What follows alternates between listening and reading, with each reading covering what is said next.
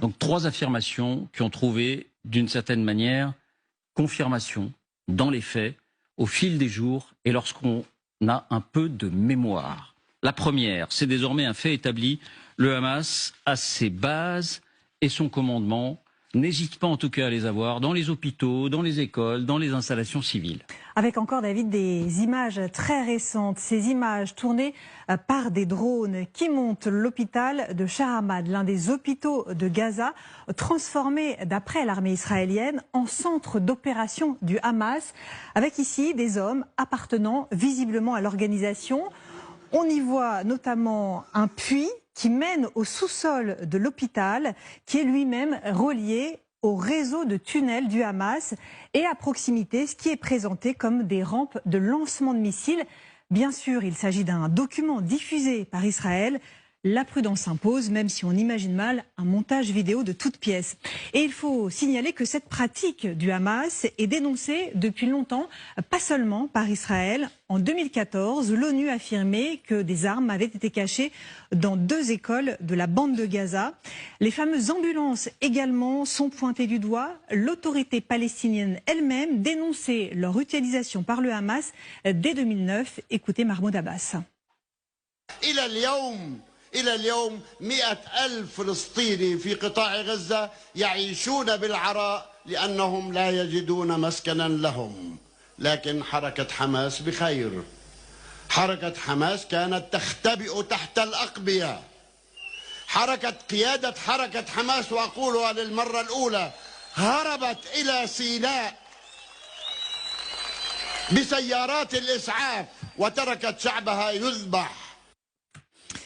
Enfin, dernier élément sur ce point, on a pu constater que les miliciens du Hamas s'habillent régulièrement comme des civils. Regardez ici, on les voit en jean et en t-shirt, une façon de se fondre beaucoup plus facilement dans la population pour favoriser la cohésion. Deuxième point, il est établi que le Hamas fait tout pour empêcher cette même population de fuir du nord vers le sud, comme le souhaite ou comme le voudrait l'armée israélienne. Oui, avec ces derniers jours, une vidéo très troublante vérifiée par Reuters. Elle montre des hommes et des femmes morts gisant sur la route d'Al-Rachid, cette route qui relie le nord au sud. Ces populations étaient vraisemblablement en train de fuir et ont été tuées.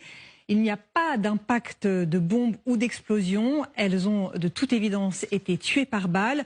Or, on se trouve là, dans une zone contrôlée par le Hamas, qui est à l'origine des tirs. Impossible de l'établir avec certitude, mais tout indique qu'il s'agirait du Hamas, d'autant qu'il y a 15 jours, souvenez-vous, un autre de ces axes nord-sud avait été coupé suite à cette explosion attribuée à l'organisation.